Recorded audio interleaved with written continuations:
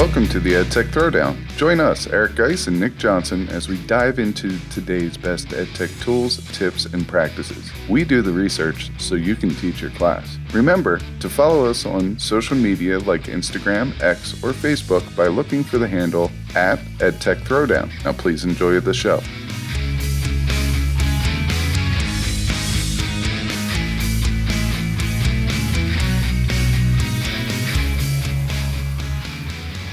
Welcome to the EdTech Throwdown. This is episode 166 called The Great Debate, 12 Teaching Strategies and Their Place in Education, Part 1. In this episode, we'll talk about 12 top teaching strategies and discuss whether or not they still work. This is another episode you don't want to miss. Check it out.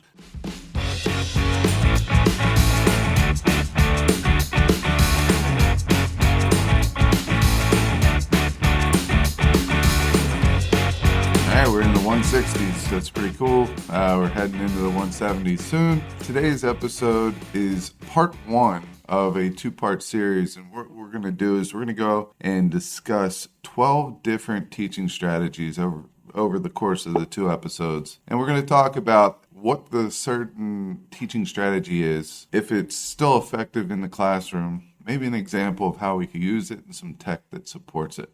But at the end of each one, we're going to say how we think this teaching strategy fits in, whether it's something that could be the driving strategy for a course, or if this is something that you just want to mix into your lessons or abandon altogether, or minimize, I should say, altogether. So that's kind of where we're going. This episode was triggered by a conversation that I had with a teacher who said that they had a discussion between someone that likes to lecture all the time versus someone that likes to do a more blended approach. And they both said that each other, I guess, teaching style was something that needs work on. And they were trying to figure out who had the best one. And for me, the answer is simple. It's whichever style fits your kids' needs. Yeah, I mean, that's why we called this episode, or this two-part episode, The Great Debate, because it lives on. I don't know the answer. I mean, I was a largely lecture-based teacher at the beginning because that's how I like to learn, and that's probably my favorite type of classroom, but got away from that largely because we were told that there's more effective methods and students don't remember a lot of that lecture content, and that's very teacher-centered, and that is, air quotes, bad to do, right? Because should be about your students and what they need. So then I and a lot of other teachers that I work with went fully the other way, and we're like 100%, I don't know, let's just say flipped classroom. But then when you do that, you find there's problems there, and there are certainly times where your students need and want you to stand up and instruct them directly. And I think what we're learning with this pendulum swing here is that the truth and the real answer, I guess like most things in life and the universe, is that there is no real answer. And as you put it, you just have to do whatever is best for your students. And that it can be different all the time, day to day, year to year, moment to moment. But that's essentially what we are comparing and debating in this episode. Yeah, so I mean, it's not so much that we're going to just throw out teaching strategies, right? Like say dismiss it, altogether. That's not what we're saying, but we can work through them and talk through them a little bit and maybe shed some light on how we incorporate these teaching strategies and maybe give some ideas on how other people can also do that. But maybe at the end we should rate each one like 1 out of 5 stars. 1 being, I would use this just as a change of pace versus 5. This is something that I would use regularly or something like that. I like it. So, yeah, so do I. I like that as well. I think that should be what we're doing. And as we sit here, we're sitting here recording, and we were about ready to record, and the internet has been down for the last 2.5 hours, something like that. Not just the internet. Cell service and everything is down. Like we couldn't even send a text back and forth. So I kind of feel like we're back in the Stone Age here, with the exception of sitting in front of a mixer and microphones. So I will say that this episode was planned out very minimally. I mean, if you're talking skeleton notes, that's kind of where we're at. But we've been around teaching for a long time. We all know what these teaching strategies are. So even though we do not have the internet, we can still talk about them. And that's the beauty of this. And I know Nick's a lot like me. We're always thinking about these types of things. So we have a lot to say about them. And hopefully you can chime in as well via social media. Go over to the EdTech Throwdown. That's our Twitter handle, and start a conversation with us. Yeah, the point is we're shooting a little bit from the hip here, but I think we can do it just based on sort of what we know and ideas that we've accumulated over the years. We want to officially get started going through these, at least the first 6 of the 12 in this episode. But first, let's take a pause to hear a message from the Teach Better Podcast Network. This podcast is a proud member of the Teach Better Podcast Network. Better today, better tomorrow, and the podcast to get you there. You can find out more at teachbetter.com/podcasts. Now let's get back to the episode. All right, and we're back with the official beginning of not 12, but the 6 teaching strategies that we're going to talk about in this episode. If you find this interesting and you want to hear what we think about the other 6, you're going to want to tune into episode 167, where we'll release the second half. We just thought there's too much to say here to cover all 12 at one and not have it be like a 90-minute episode. So we're just going to do that. Should we read all 12 at the top so people listening to this know what they're going to get maybe in part 2? We should probably do that. Yeah, so, the 6 that we'll cover in this episode are lecturing, blended learning, case-based learning, project-based learning, problem-based learning, and STEM learning. So those are the 6 for this episode. Next episode, we'll get into narrative-based learning, flipped classroom, discussion-based learning, debate/argumentation, gamification, and independent study. Yep, so that's the official list. And let's kick it off with the number 1, possibly the greatest debate of all time, and that is your lecture style classroom, where, of course, the teacher gets up and just talks and instructs the students. I know for sure this is still taking place in a lot of college classrooms today. I know for sure it's taking place in many high school classrooms.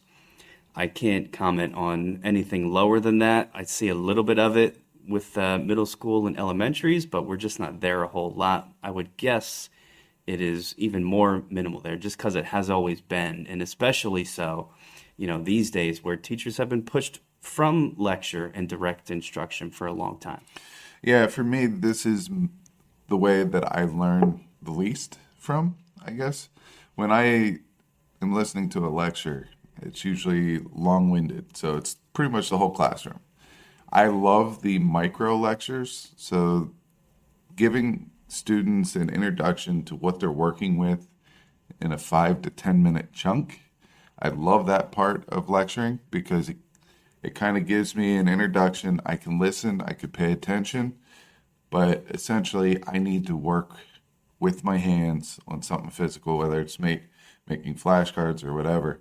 So when I was in college and I had to sit down at a lecture, I took notes. I was very active in note taking, but I had to then go and do something, so I had something tangible to work with. So lecturing didn't work for me and my style. I will tell you this, that a lot of AP and honors kids love the lecturing type. They just want what I call the goods. They want the goods. They want the details. They want the facts. And then they'll go and make sense of it on their own. And they're able to do that. For me, personally, as a learner, I want to be introduced to it. I want to be able to work through it and be able to ask questions as I work through it, and then practice. I'm going to add to that because I actually liked lectures a lot. I love sitting through, a good 60-minute session where the professor or the teacher was just talking, and like you said, I was writing notes. I like information. I like to hear things. I like to learn things. But it's funny. I've learned as the years have gone on, and this connects to the AP students you were just talking about. A lot of them, they like it, but that doesn't mean they're learning better. And I think that was true for me. I just didn't really know that that's what was going on. I enjoyed the lectures because I liked just kind of sitting there. I think a lot of those kids, they like just kind of sitting there, very different than learning well. And I think, the other types of classrooms and teaching styles, they may be more uncomfortable. They are challenged more. They may not like it as much. They're probably going to be complaining a lot. They might even be saying and feeling that they're not learning as much. But I think the opposite's actually true. I think you are learning more when you are taken out of that direct instruction. Yeah, for me, there's a lot of things that could go wrong in a classroom with lecture. All right, so I'm reflecting on my own teaching. My first year, I did a lot of lecture. I was coming right out of college, thought I was going to be the best right out of college. Oh man, was I ever naive. But what I'm trying to get to is everyone can hear me via the podcast, right? I am very Eeyore-ish. We said this before, I'm monotoned. And the way that I get people kind of excited about my voice is by being animated. You can't see that through a podcast, but I overemphasize certain things when I'm excited about them in the podcast. I never used to teach that way. I used to teach through humor. I am a terrible drawer, and I use that to my advantage because the kids would laugh. I'd be able to bring them back in through my terrible drawings. I'd be able to bring them in through my dry humor, my little jokes, my dad jokes, whatever they are. I would, find ways on picking on kids in a playful way that, that's in a safe space. And that was my teaching style, and it worked for me, but that didn't make me a good lecturer. It really didn't. My first couple of years, I wasn't. So first, you have a boring voice. Second, if I'm talking about photosynthesis and those kids don't like photosynthesis, that's a boring content topic, which leads to disaster. It doesn't lead to learning, it leads to disaster. So you got to make sure that your act. I always say teachers have the best job in the world because we get to decide whether we're playing comedian that day. We could decide whether we're playing, some type of role in the classroom. We have a lot of autonomy of our class, and that's awesome. But at the same time, with lecture, I feel like it's hard for certain kids to get entrenched in that content and find it interesting. Yep, for sure. So even if they like the act of the lecture itself, like you just pointed out, they're probably not learning it, at least not at a deep level. So let's wrap it up like this. I mean, if you're listening to this show, you know what lecture is. You probably feel pretty much the same way that we do. Those are our opinions on it. Let's close it out with a piece of EdTech where if you had to lecture, and when you lecture, because it does have a place, I believe, what are you going to use? And then we'll do our 1 to 5 star rating. And I'll give you my EdTech. You can agree or disagree, but I think if you have to lecture, or when you lecture, because I do it a ton, teaching high-level classes at the high school where you have to cover a ton of information, it is just flat out a necessity. Sometimes it might be the only way you can move through all of that content. When I do it, or when you do it, you got to consider ways to spice it up. You mentioned humor to pull kids back in. That's fine. And I think that's actually part of being a good lecturer is being able to do that. As far as technology goes, you got to consider some of the things that are out there, like what Quiz is, one of our, the big gamification companies, what they call lessons. We've talked about it before on the show. If you didn't know, you can actually generate a slide deck essentially in Quizzes where amongst those slides, the students are asked to respond to questions. These questions are going to engage them in that content. It's going to force them to actually consider if they understand what you're saying, and it's going to allow you to make that, inherently teacher-centered thing, the lecture, it's going to make it more student-centered because then in the moment you're seeing where your students are at. You're pulling them in an academic way that's not just cracking a joke, also valuable. But I think you gotta begin to do that type of thing during your lectures to make it more effective. So that's my EdTech, and I'll give you my rating too right now, just since I'm on a roll. 3 out of 5. I like lecture. I'm going to keep doing it, but I need to use EdTech to make it more powerful and to keep engaging those students. The 3 out of 5, as opposed to something higher, is there because of the obvious limitations that lecture just kind of inherently has. So that's where I'm at with the tech. That's where I'm at with my rating. What do you think about all that?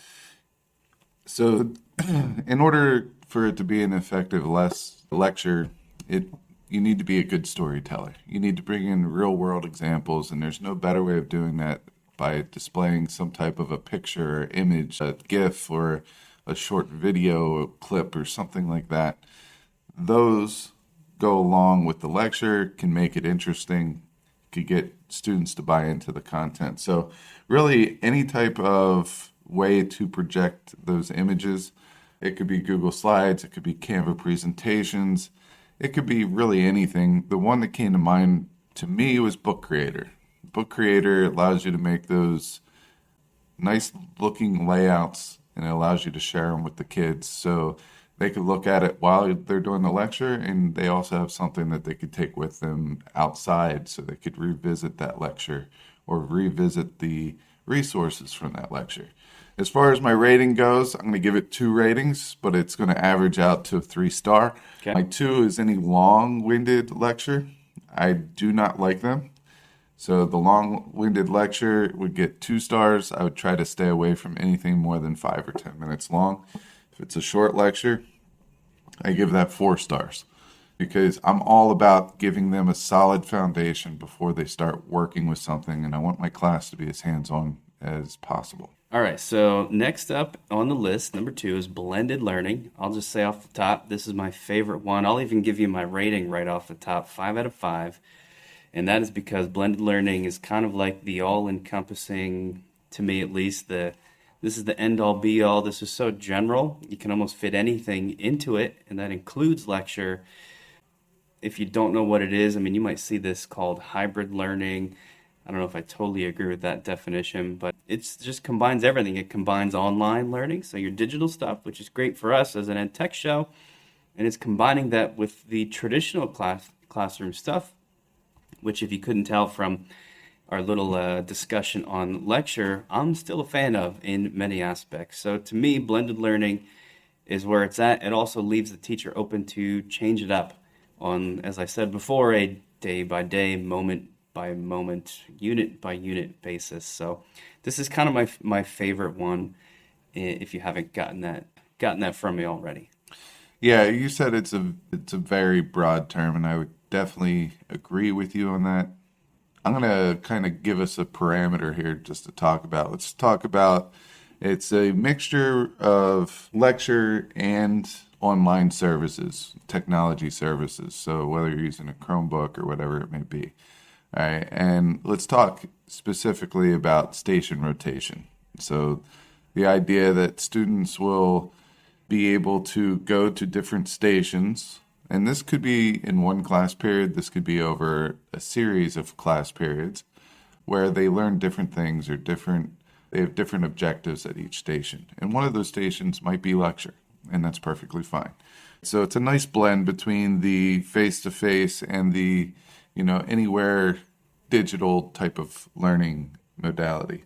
So my thing here is I love this as well because you have the ability to keep students moving, sitting, standing, moving from here to there, working with this type of resource such as a photograph versus an audio file versus a video. They have the ability to do discussions within groups, things like that. So I do like this one as well. I also give it a 5 out of 5 I guess I want to make it very clear here is that the teacher needs to remain active in the classroom. Oftentimes I see teachers make awesome lessons, but the follow through isn't there. They're not active. They kind of stay up towards the front. They're not very engaging with the students. You got to make sure that you're staying engaged with the students. You're deepening their learning by asking like in-depth questions, not like a one-word answer type of a question. So that's my parameter. One of my favorite uses of technology and you could do this through several different platforms, but with blended learning, I like to do choice boards or playlists or learning menus or whatever it may be.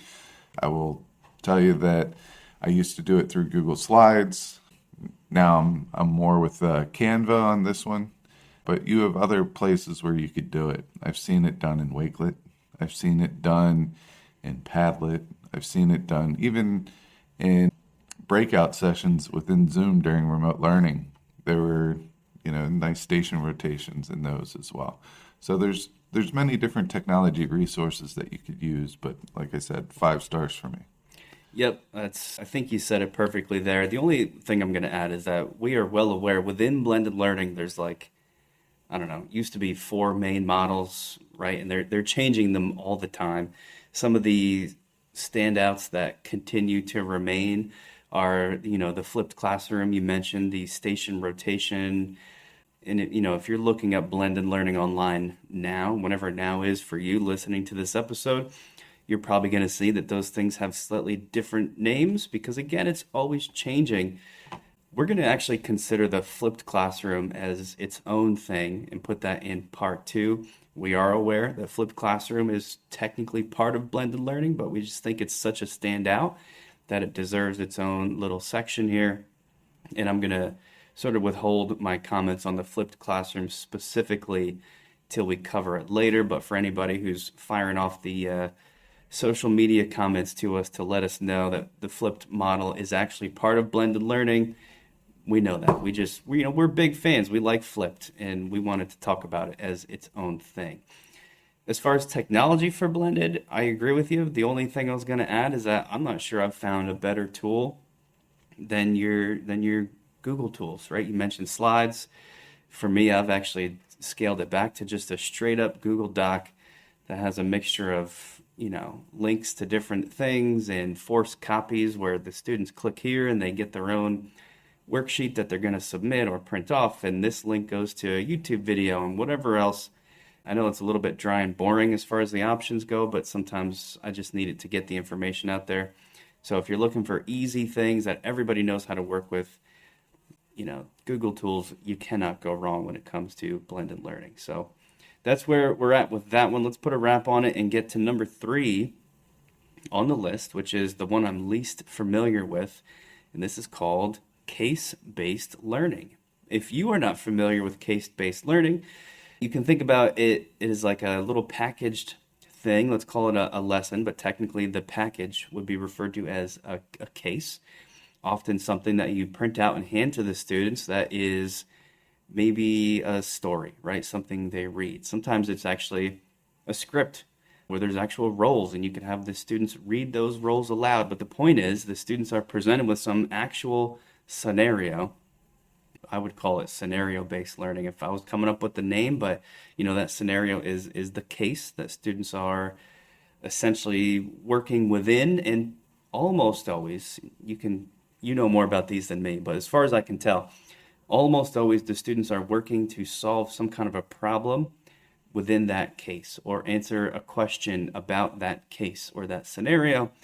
And in doing so, they are, of course, learning and presenting that learning as they answer questions, they discuss, maybe they produce some sort of a presentation at the end to, present the solution that they have come up with to solve the problem. And, that's where I'm at as far as understanding case-based learning. Does that sound pretty accurate to you for what it is? Yeah, there's a lot of overlap with case-based learning and project-based learning. Right. Or problem-based learning, I'm sorry.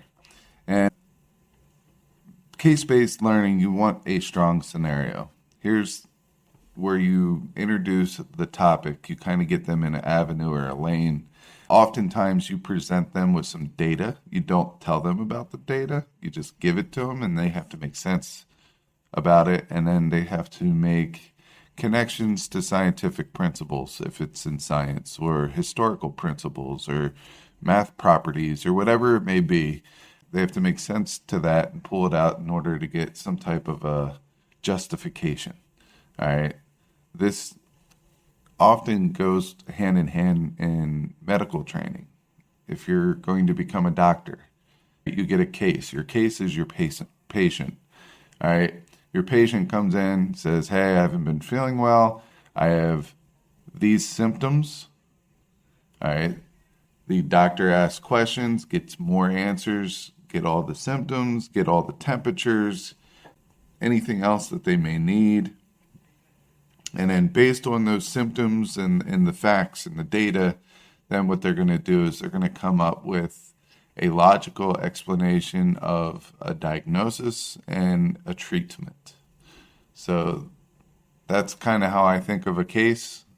They work, it's basically a narrative, data, and then they work with that in order to come up with an explanation. That's it in its simplest form. Yeah, that's a good sort of revision of what I said. So you mentioned medicine as being a really common place this is used. It's great for science because you're giving students like an actual sort of scenario where the things they're learning about can be used, like maybe I don't know, cleaning up an oil spill and some of the chemistry that's involved in that process, right?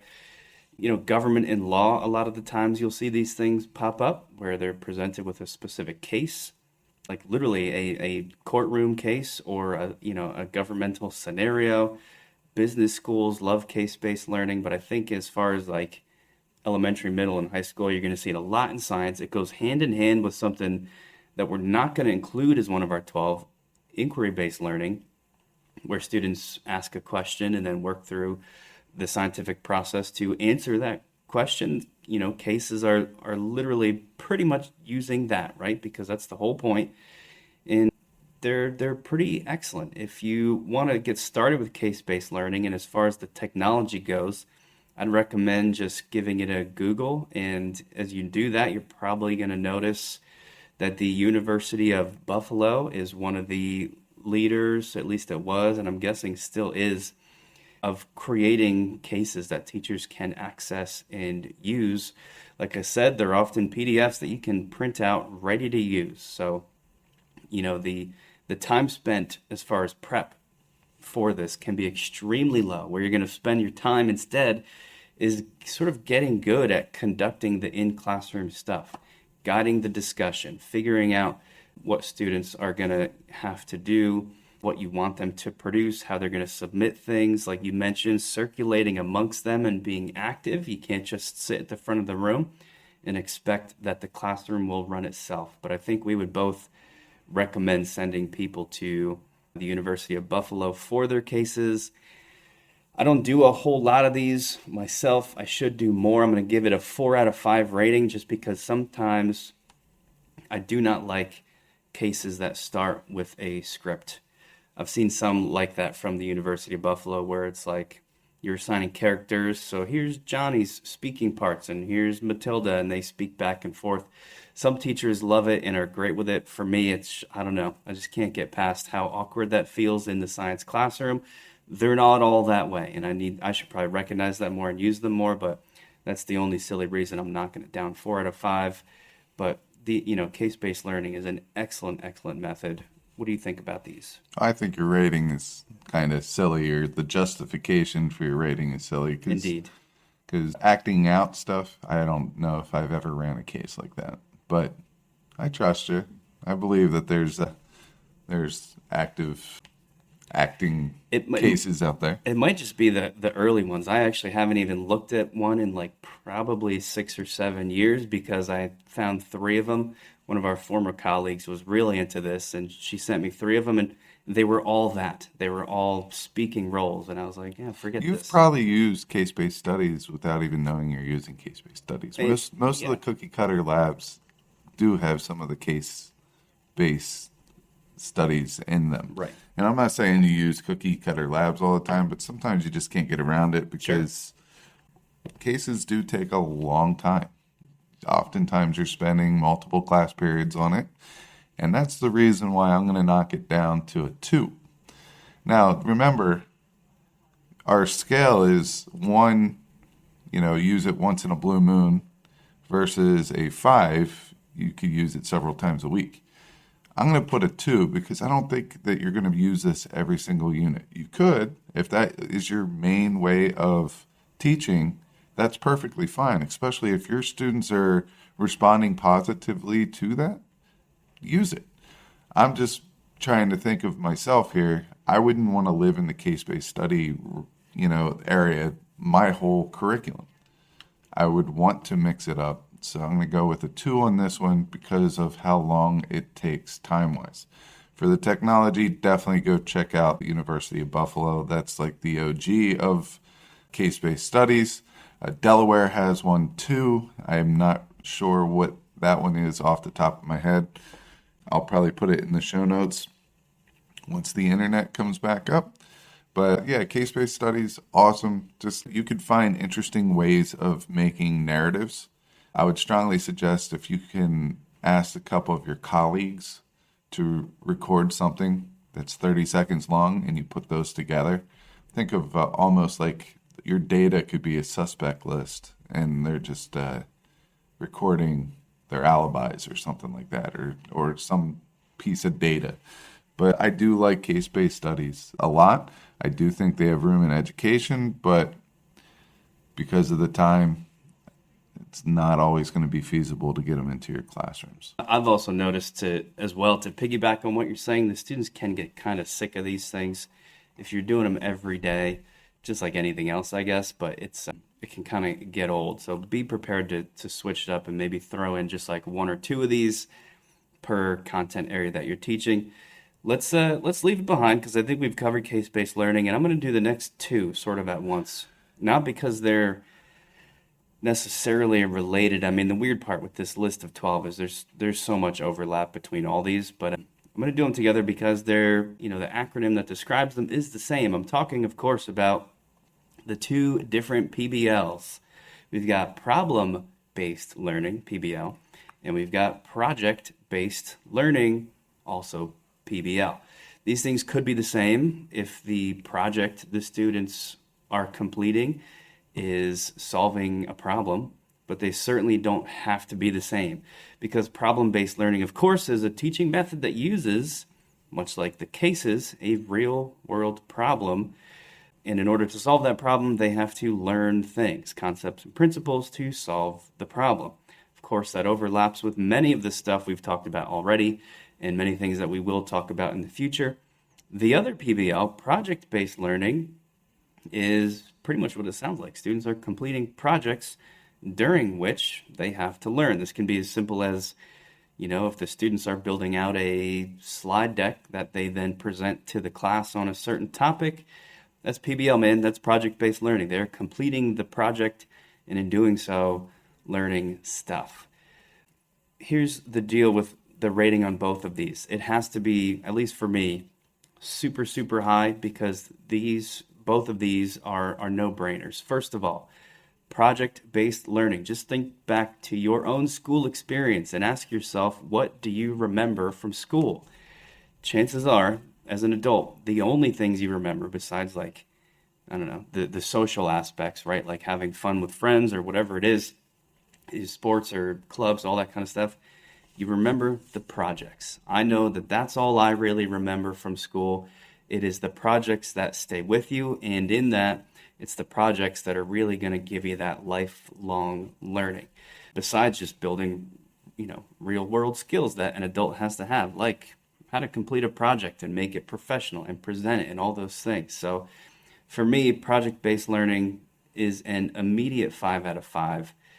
And problem-based learning is tough because it can be so many other things. You know what I mean? Like it could be involved with cases. It could fall in all of these different scenarios as long as students are solving a problem. I'm not going to give this a 5 out of 5, and I'm not even sure I can articulate why. But I think I'm going to go another 4 out of 5 on this just because similar with the cases, it's the kind of thing that I'm not going to be doing every day. Can be very mentally taxing, and that's good. Like we want to be challenging students, but you can burn them out with it too. So problem-based learning is something that you can sprinkle in, from time to time. So for that reason, I'll give it a 4 out of 5. Yeah, I mean, for me, I agree with most of the things that you said. I remember some of the projects from school in project-based learning because they were so horrible. So, for example, the state of Pennsylvania in 2001, during my senior year, made final or senior projects a final requirement, the final requirement. And they didn't have their stuff together, so all you had to do is make sure that you went through certain steps and you did each one of those steps and you would pass. Now, I remember that mine was, I actually did work on mine. I wanted to support a nonprofit. I couldn't even tell you right now what that nonprofit is. I knew it had something to do with cancer, but I knew it was not one of the main ones because I had a teacher that really impacted me. And this is the good part. I did lead that, because of how negative the project was. I'll get there. Mine, I actually enjoyed because it was something I was passionate about. One of my teachers shared with me that a family member had a form of rare cancer that doesn't get a lot of funding because it impacts few people. So I decided that I wanted to invite the local disc jockeys, when the radio was popular, in to play basketball against the teachers. All right, and now the disc jockeys would hire ringers to come in and absolutely torch the teachers for a couple quarters, but then the disc jockeys would actually play and the teachers would come back. But, I enjoyed that and the whole process leading up to that. I've had friends that basically said that they were going to build a computer from scratch. All right, and what they ended up doing is buying a computer and plugging in all the plugs to the tower, to the monitor and stuff like that. And say, I'm done. You approved it. And to me, I guess that's where it comes in. If you are going to do a project-based learning experience, make sure that your rubrics are tight and your guidelines are on point.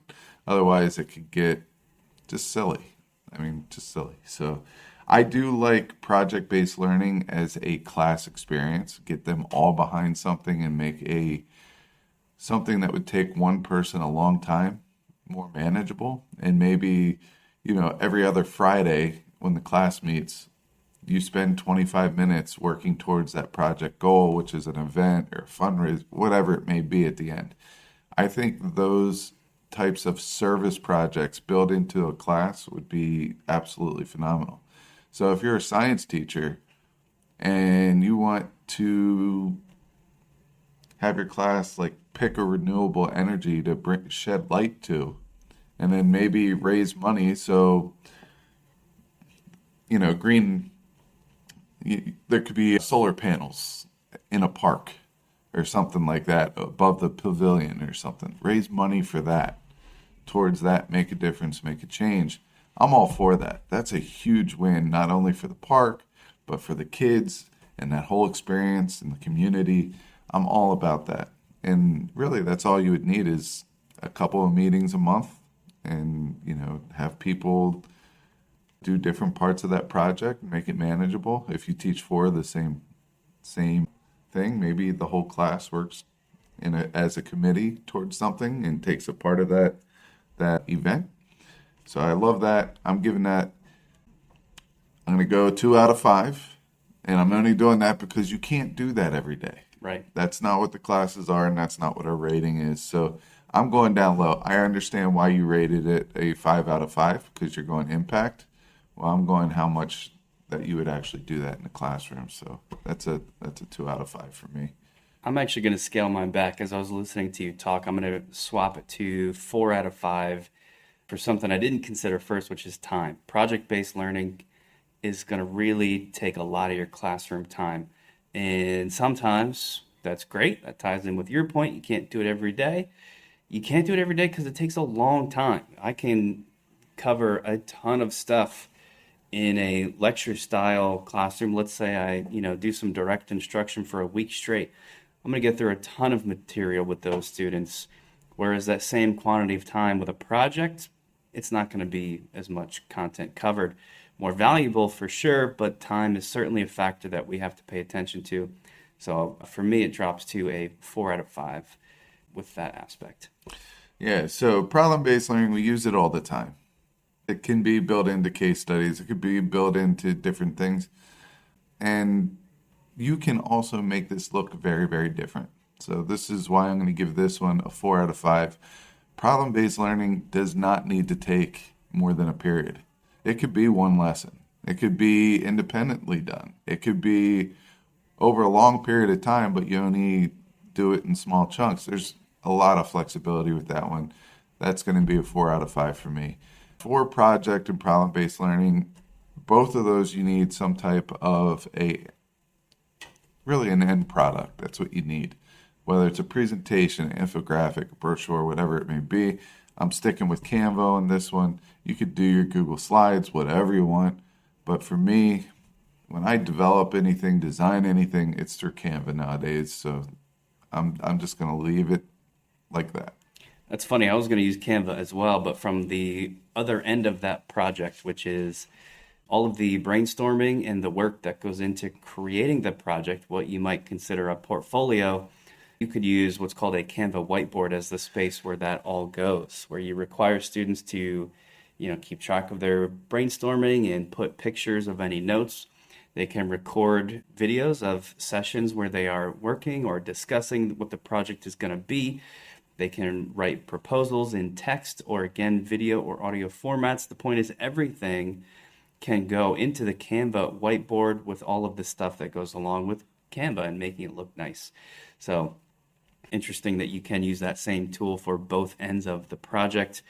We're going to officially wrap this up with our 6th one for at least this episode, which is, again, just part 1, and that will be STEM. Now, right off the top, if you are hearing STEM and we can extend that to STEAM, and again, you're thinking, what are these guys talking about? That is a class. That is a content area. That is incorrect. People use STEM that way. We talk about STEM. A lot of science teachers might say, I'm a STEM teacher.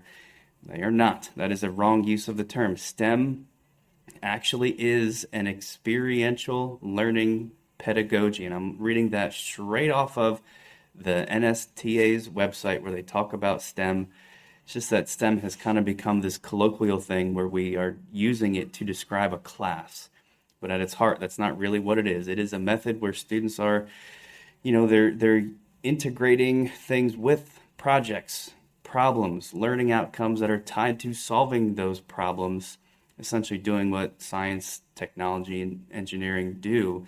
But at its heart, it actually is a teaching method. That's why we've got it listed in this, as part of this episode. Would you agree with what I've said, or are you going to come back and tell me that, no, STEM is actually a class, not a method? Well, I want to argue something else first. All right. You keep bringing in this STEM versus STEAM. Right. It's STEM. Okay. In my opinion, hard pass on the A. Yeah. All right, and before all the arts people can come at me right now, I believe that STEAM are the 4 main separate components. I believe that the A is the glue that holds them all together. Right. All right. I actually put more importance on the art side of it because that glue, without it, you just have 4 independent classrooms. So yes, coming back to you, the 4 independent classes is not a STEM teacher. It's not STEM. STEM is the process that students go through to identify a problem, to come up with questions, to identify a possible solution, to provide evidence to back that possible solution. Sometimes a prototype is involved in that process. And then there's a presentation. Do they need to actually solve the problem? No. But in theory, they need something that in theory is going to work. That's a process. That's what's important. The science, the technology, the engineering, and the math teachers all play a very valuable role of that. But how all that is put together and presented, that is the A. That is the art. All right? That is behind it. So I am not saying that art is not a big part of it. I think it's a super huge part of it. I think it's the glue that holds everything else together. But when you talk STEM, you're talking a learning pathway, a process that the students have to go through. If I had a microphone that isn't on an arm right now, I'd drop it because that right there is money in the bank. Yeah, I mean, you pretty much nailed it. the only thing I could say about STEM is, and the only thing that's going to give it a lower rating for me is just how hard it is to wrap your head around what it is because of how broad it is. And this is not going to apply in an obvious way, at least. I don't want to say never, but if you're a history teacher, it is very likely that for you to do any kind of STEM teaching, it's going to be a stretch. Very possible, and maybe you've got some awesome creative way to tie it in, and I think that is fantastic, but we're likely not talking to you right now. So because the scope is so limited to teachers of these subjects where it plays a role, because of the difficulty in wrapping your head around what STEM even is, for how broad it is, right? It's not a subject, it's not a curriculum. So then you're kind of left with like, what is it? I mean, you gave a great explanation. It's that process of answering a question and solving a problem and producing some sort of a presentation or product, which again overlaps with so many of the other things we've talked about. I'm going to give STEM a 3 out of 5 because this keeps a lot of people away. These very high level challenging things keeps people away.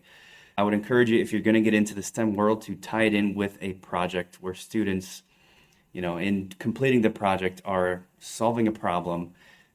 And I know we're now getting into also problem-based learning, but that's kind of the beauty of this whole list, right? Everything can come together into one. But there is a big hurdle for teachers in tackling STEM and how complex it can be. All right. So this is where I really disagree with you. You said that for a history teacher, it would not fit in there. I disagree. You could get creative. Sure. All right. For example, in STEM, you're identifying a problem. There is nothing saying that you couldn't go back to the Battle of Gettysburg and identify a problem there. Whether it could be the cannons that they use, or it could be the battle tactics that they use, or the terrain that they went through. You could come up with things as simple as footwear. Examine the footwear of a soldier or the uniform of a soldier and come up with a better one for them that would have made them, perform better. This could be something that you could take in such a short period of time. It doesn't have to be a long period of time, as long as you're thinking through it. Now, you might have to provide them with some of the resources so they could get information very quick if you wanted to shrink that time down. But I believe that in any subject, you could come up with STEM teaching. All right, so your point is an excellent one, but maybe then I just need to revise my 3 out of 5, which I'm sticking with. STEM just doesn't work great with the way education is today, right? So if I'm that history teacher and I want to do that, let's take your canon example.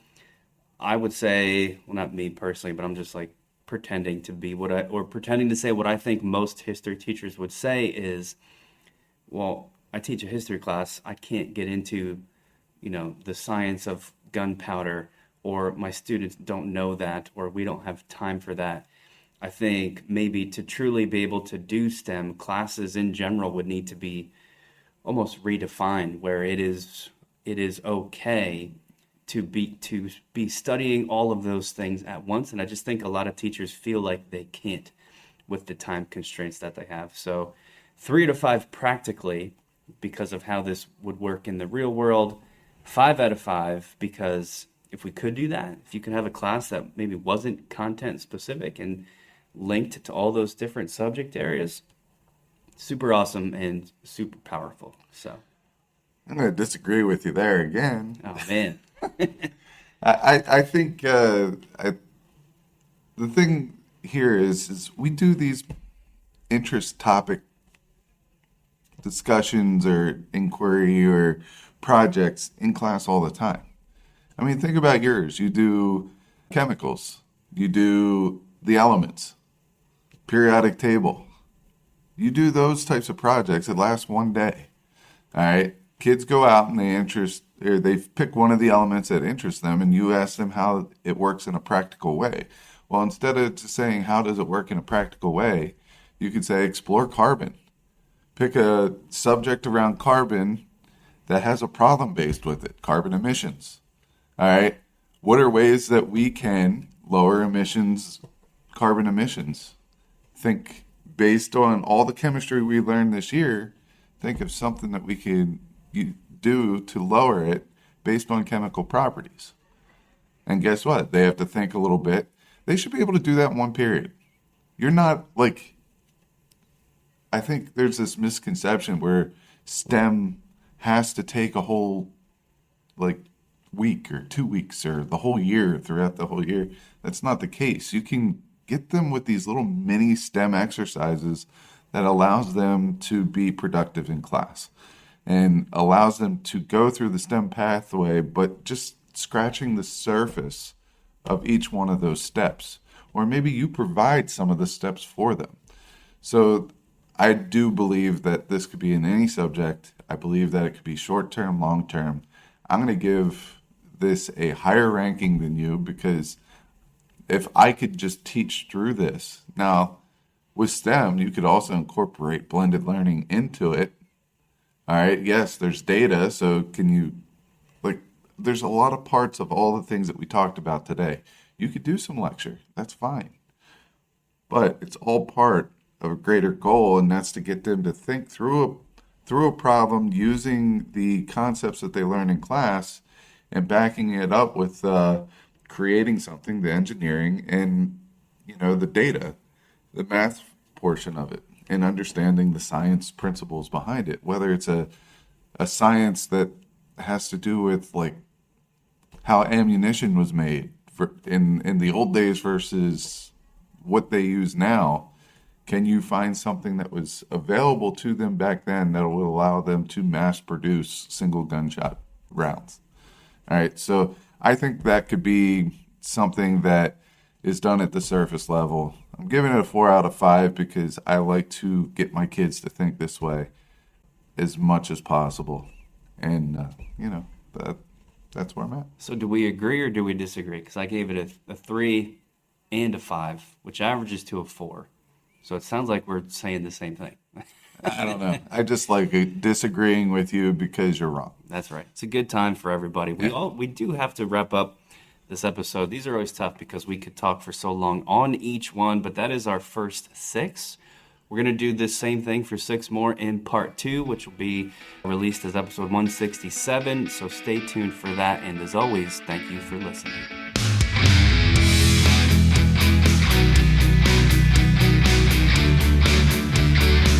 Thanks for listening to the EdTech Throwdown. Do us a couple of favors. Subscribe to our podcast on any major podcast catcher such as Apple, Spotify, Amazon Podcasts, and Stitcher. Go over to YouTube, search the EdTech Throwdown, subscribe to the channel. You can connect with us on Twitter, Facebook, and Instagram. The show's handle is EdTech Throwdown. You can connect with Geis at GeisGotTech, Nick at NickGotTech. You can write us an Apple Podcast review. You can tell your friends about www.edtechthrowdown.com. And lastly, go over and check out our friends over at the Teach Better Podcast Network, a network that we are so proudly involved with. Until next time, remember, go try some EdTech because we will do the research so you can teach your class.